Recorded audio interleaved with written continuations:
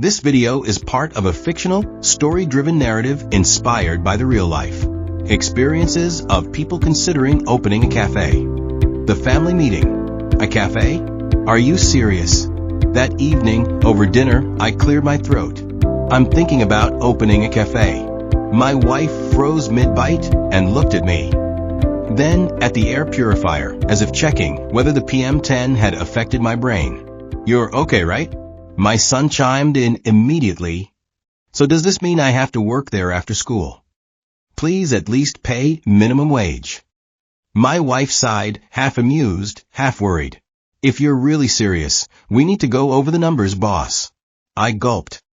Because on my laptop, hidden deep inside a folder, were files named cafe_ID_final.xlsx, cafe_real_budget_almost final.xlsx, cafe_real_budget_real final_thysone.xlsx.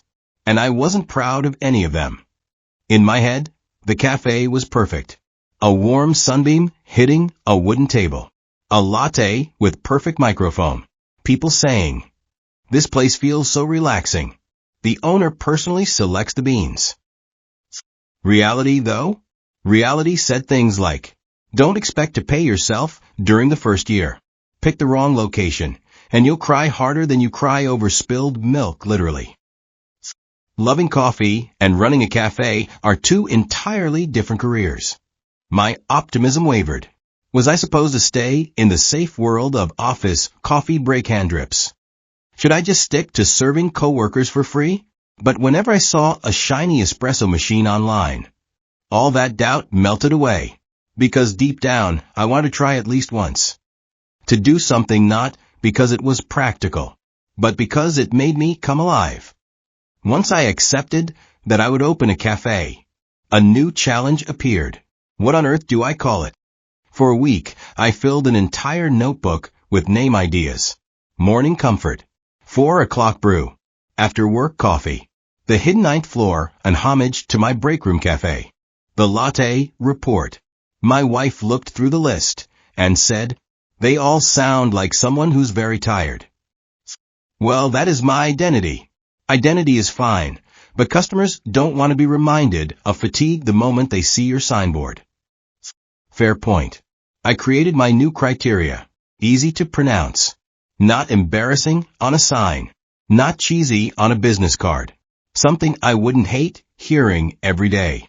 And that's when I realized naming a cafe was harder than naming a child.